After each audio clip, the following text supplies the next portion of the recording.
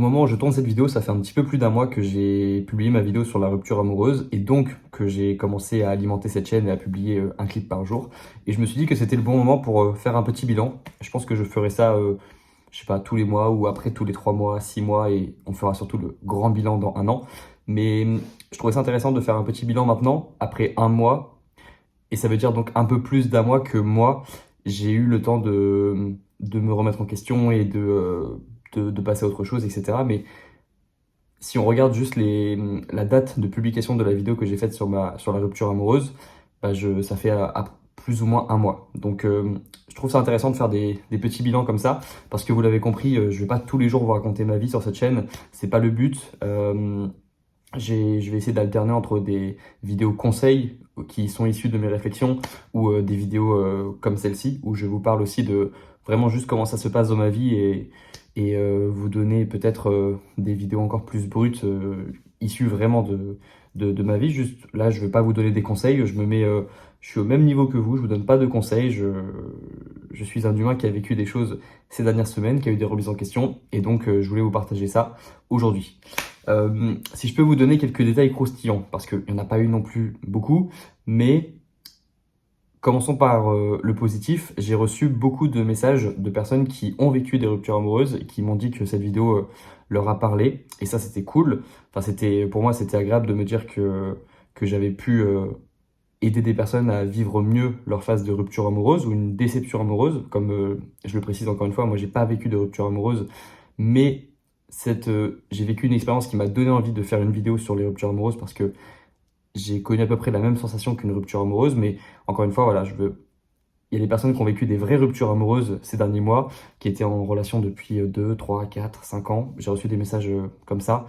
Et il y a eu des personnes dans les deux sens, des deux côtés. C'est ça qui était intéressant, c'est que maintenant, avec la communauté que j'ai eu des messages de personnes qui m'ont dit qu'elles s'étaient faites larguer et qu'elles le vivaient mal, mais que cette vidéo les avait aidées. Et j'ai eu des personnes qui avaient largué aussi et qui me disaient aussi que parfois elles se sentaient mal, enfin souvent même elles se sentaient mal parce que j'ai l'impression que c'est pas agréable non plus de quitter une personne parce qu'on a un peu la responsabilité de prendre cette décision et il y a des avantages et des inconvénients sûrement à être dans les deux côtés. Mais ce qui est marrant, c'est que j'avais eu des messages des deux sens. Des gars, des filles, des gars qui se sont fait larguer, des gars qui ont largué, des filles qui se sont fait larguer et des filles qui ont quitté aussi la personne avec qui elles étaient. Donc c'était un petit peu, je me suis retrouvé un petit peu au milieu de tout ça. Et moi-même en train de gérer ma propre déception. Donc c'était intéressant à vivre comme expérience. C'était... en fait, c'est la première fois que ça me faisait ça parce que avant, j'avais pas de communauté sur les réseaux. Donc, c'est marrant parce que j'avais l'impression d'être à la fois le général des armées et de voir un peu le champ de bataille vu d'en haut. Et en même temps, j'étais un soldat. Parce que moi aussi, j'étais sur le front à un moment. Donc, j'étais un petit peu les deux en même temps. C'était marrant. Et je dirais, ouais, que je sais pas si ça m'a aidé à mieux gérer moi ce que j'ai vécu. Mais en tout cas, j'ai compris que j'avais aidé des personnes à se sentir moins seules. Et moi-même, je pense qu'au fond, je me sentais un peu moins seul parce que je voyais des personnes qui avaient vécu plus ou moins la même chose. Surtout qu'il y avait des personnes qui avaient vécu exactement la même chose, c'est-à-dire une relation pendant l'été, où après il y a un gros décalage entre ce qu'elles ont vécu pendant l'été et le retour à la réalité lorsque les étudiants retournent. Attends, je me rends compte qu'il y a une lumière qui... Attendez. Ok, donc j'ai fait un petit cut, j'ai remarqué qu'il y avait une lumière qui scintillait depuis tout à l'heure à gauche, donc c'est bon, c'est coupé. On peut revenir à ce que je disais. Il y a des personnes qui ont vraiment vécu exactement la même chose que moi, et ça c'est intéressant de voir ça parce que c'est pareil, j'avais pas de communauté avant, donc c'était intéressant de voir ça. Et ce qui est cool, c'est que j'ai eu aussi des messages de youtubeurs que vous connaissez peut-être, qui m'ont envoyé des messages, qui ont vécu parfois des expériences similaires, ou qui m'ont juste dit que ils avaient bien aimé la vidéo et que ça leur avait rappelé des relations passées qu'ils ont eues aussi. Et ça m'a rappelé ouais, que même des personnes qui se sont développées personnellement, qui ont bien réussi dans la vie pro ou qui ont fait des choses bien dans leur vie, ont aussi connu des ruptures et des relations qui n'ont pas marché. Et je vous le dis parce que moi, j'ai toujours eu cette vision que si j'améliorais ma vie et que je devenais une meilleure personne, j'allais avoir de moins en moins de problèmes dans les relations. Mais j'avais peut-être un peu trop pas un peu trop d'attente, mais un petit peu, je manquais un petit peu d'équilibre dans cette vision. Et c'est pour ça que ça m'avait surpris. Je m'étais dit il y a quelques années que la prochaine fois que j'aurai une relation, je serai une personne vraiment bien dans ma peau, bien dans ma vie pro, bien dans ma vie perso, qui me connaît bien, qui est compétent, etc., qui sait bien gérer ses émotions. Et j'avais pensé à ce moment-là, et je le pensais encore, que le fait de m'être beaucoup développé personnellement, ça allait m'éviter ce genre de relations qui se terminent bizarrement ou qui se terminent rapidement. Et je me suis rendu compte que non, j'étais pas exempté. Et je me suis rendu compte que des personnes qui avaient beaucoup plus de succès que moi dans mon réseau avaient vécu ça aussi. Et donc, ça m'a confirmé que je suis pas à l'abri de quoi que ce soit en fait. Et surtout pas d'une relation qui se termine, même si j'ai l'impression d'être en tout cas plus développé qu'il y a quelques années. Mais c'était quand même un bon rappel d'humilité. Et je dirais que c'est ça qui a marqué aussi les semaines qui ont suivi. C'est vraiment une humilité. Mais une humilité. euh, une humilité très forte, même qui était à la limite en fait j'étais à la limite de trop me rabaisser par rapport à la situation parce que je l'ai peut-être trop pris personnellement cette déception et c'est pour ça que je dis que ça ressemblait à de l'humilité, ça partait de l'humilité, mais en fait ça a failli découler ça a failli atteindre ma confiance en moi, ce qui est un truc très difficile à atteindre normalement. Et il fallait vraiment qu'il y ait une relation qui marche pas pour que ça atteigne ma confiance en moi, je pense. Pour que ça puisse toucher ma confiance en moi. Parce que j'ai fait un. Enfin, ma confiance en moi, c'est ce que j'ai de plus important dans ma vie, avec le temps que j'ai. Et après, avec mon entourage. Mais ma confiance en moi, je la protège comme jamais comme je pourrais protéger un enfant plus tard, quoi. Je la protège comme mon enfant. C'est vraiment mon enfant, la confiance en moi, c'est vraiment la seule chose qui me reste si on m'enlève tout ce que j'ai fait de ma vie, si on m'enlève toutes mes possessions, si on m'enlève même tous mes souvenirs et qu'on me prend et on me met dans une autre dimension où j'ai quand même des souvenirs, mais où il me reste que ma confiance en moi, bah, je garde ça, quoi. C'est ce que j'ai de plus important. Et il y a très peu d'événements qui ont affecté ma confiance en moi ces dernières années, très peu de remises en question qui ont affecté ma confiance en moi. Et cet événement, il a failli l'affecter, quoi.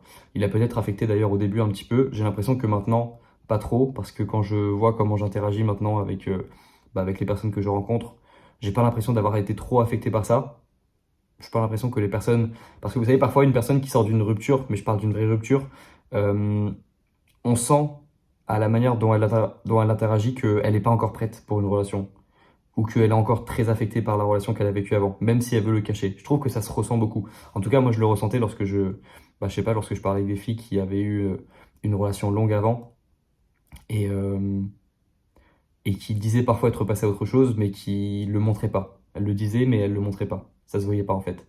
Et moi, j'ai l'impression, je sais pas, faudrait que j'invite une personne avec qui j'ai parlé ces dernières semaines sur la chaîne, mais j'ai pas l'impression d'avoir, enfin, de montrer, de montrer des signes j'ai pas l'impression que c'est affecté ma confiance en moi aujourd'hui, mais je pense que ça a failli l'affecter et fallait que ça vienne du personnel parce que dans le professionnel, il y a assez peu d'événements qui ont, qui ont pu me toucher comme ça. Et donc, voilà, c'est la réflexion que je m'étais faite, c'est que je m'étais beaucoup armé dans ma vie pro, mais assez peu dans ma vie perso. Je sais pas pourquoi j'ai fait un, mais voilà, c'est C'est parce que je réfléchis en même temps que je parle, hein. Évidemment, c'est pas un sujet qui est scripté. J'essaie de revenir un petit peu dans l'état d'esprit que j'étais il y a quelques semaines. Mais actuellement ça va mieux. J'ai toujours quelques pensées parfois où je me demande. Enfin, je sais qu'elle a vu la vidéo, mais je me dis, je suis sûr qu'elle a rigolé à ce moment-là. Qu'est-ce qu'elle a pensé de ce moment-là? Et puis parfois, je me dis que c'est pas grave en fait. C'est pas grave que.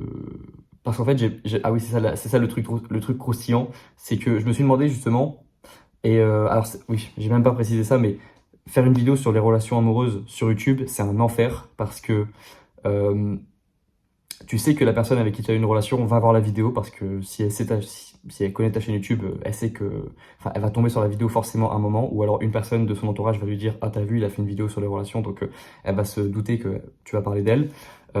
Toutes tes relations précédentes aussi vont les regarder. Ta famille va les regarder parce que ça intéresse tout le monde les relations amoureuses en vrai. Et donc, je me suis retrouvé à faire une vidéo où j'ai envoyé la vidéo à l'avance à mes amis et à ma famille pour leur demander ce qu'ils en pensaient, s'ils trouvaient que j'avais donné trop de détails de la relation par exemple. Et certains m'ont dit que oui, certains m'ont dit que non. Tout le monde avait son avis. Il y a des personnes de mon entourage qui m'ont dit ce serait bien que tu envoies la vidéo à cette fille qui était concernée par cette relation, la fille avec qui j'étais en relation cet été, qui m'ont dit ce serait bien que tu lui envoies la vidéo à elle en avance. D'autres qui m'ont dit non, c'est bon, c'est assez discret, enfin c'est respectueux, donc t'as pas besoin. Et j'étais là en plein milieu et en train de me demander la veille, est-ce que je lui envoie? Non, je lui ai pas envoyé le lien, etc. Et même après, forcément, dans les commentaires, tout le monde s'exprime.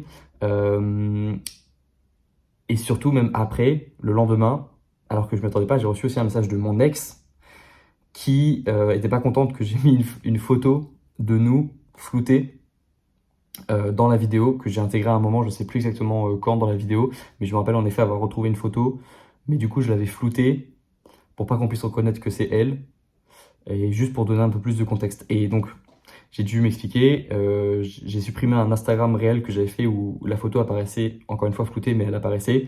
Et voilà, on a parlé, mais comme je suis en bonne relation avec elle, c'était juste une discussion, mais c'était pas une dispute.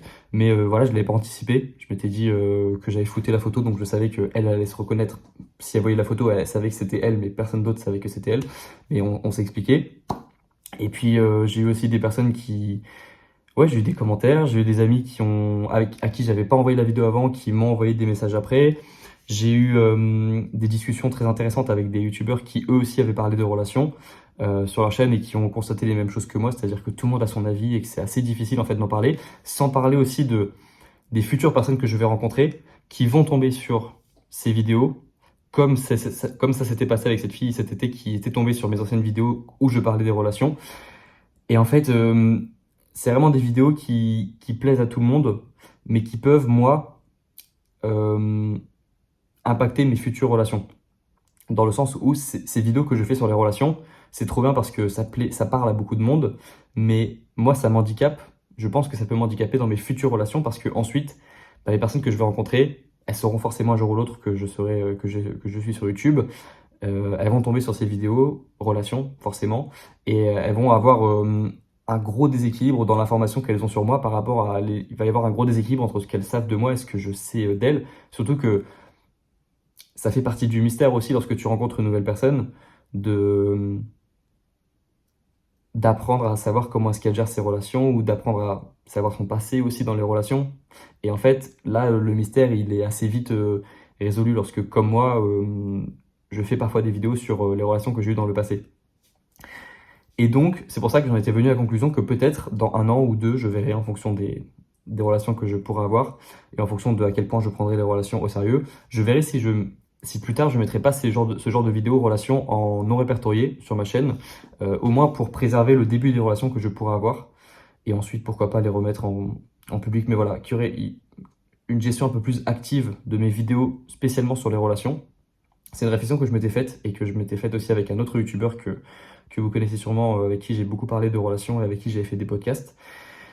Et voilà, c'est le genre de réflexion que je m'étais faite. Et sinon, depuis, je trouve que je suis assez... je sais pas si je suis fier de moi parce que j'ai pris... je sais pas, j'ai eu une grosse leçon d'humilité, mais que j'ai prise dans tous les domaines de ma vie en même temps.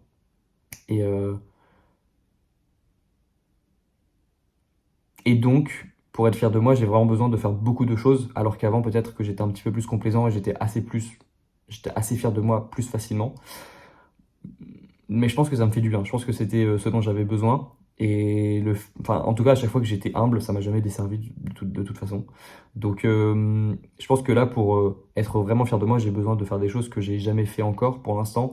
Et maintenant, le fait de faire une vidéo, même une vidéo par jour sur cette chaîne, ou une vidéo par semaine sur ma chaîne YouTube principale, c'est pas ça qui va me rendre fier de moi, parce que c'est quelque chose que j'ai déjà fait. Je pense que là, pour être fier de moi, j'ai besoin de faire des choses que j'avais pas faites avant.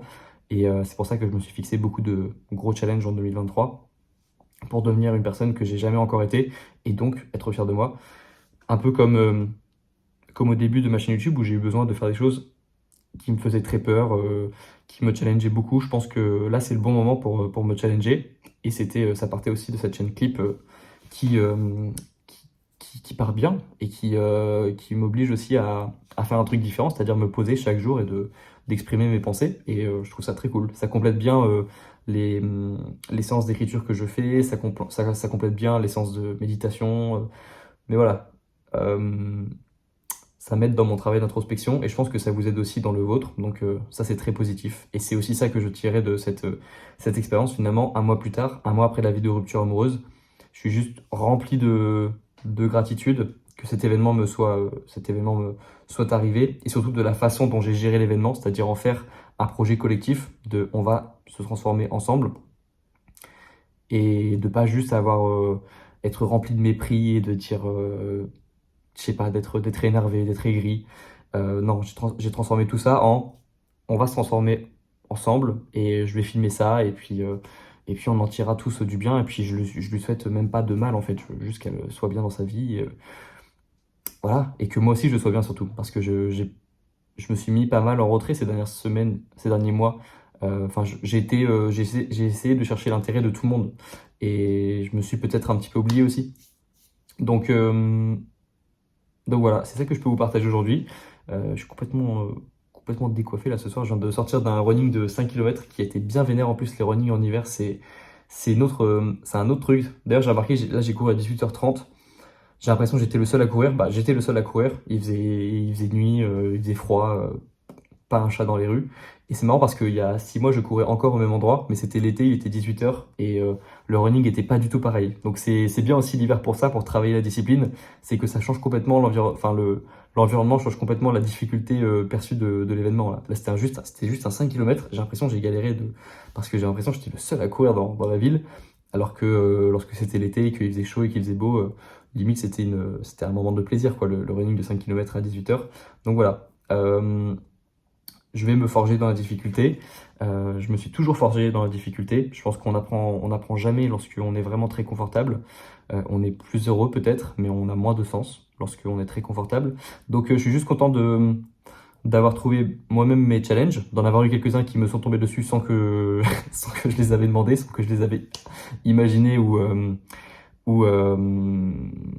ou anticipés. Et puis voilà, c'est juste beaucoup de gratitude en ce moment que je ressens et c'est bon signe, c'est bon signe. Mais c'est aussi parce que je me force le matin à chercher des trucs à faire et enfin pas à chercher des trucs à faire mais à changer ma perspective pour qu'elle soit toujours la meilleure possible. Donc c'est normal que je ressente de la gratitude, c'est parce que je la recherche. Je l'attends pas, je la recherche.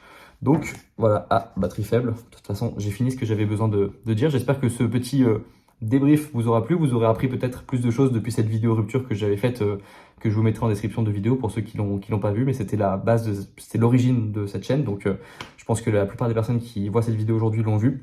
Et puis voilà, content de vous avoir donné cette update. On verra une prochaine update le mois prochain ou dans 2 mois. Et puis de toute façon, cette chaîne est une grosse update de cette vidéo rupture. C'était le point de départ. Maintenant c'est bon, c'est passé. On arrive bientôt à un mois après, enfin à un mois et demi, voire 2 mois après la publication de cette vidéo. Voyons voir dans 3 mois, voyons voir dans 6 mois et surtout, voyons voir dans un an où est-ce qu'on en sera. Je vous souhaite une très bonne fin de soirée et on se retrouve demain dans le prochain clip.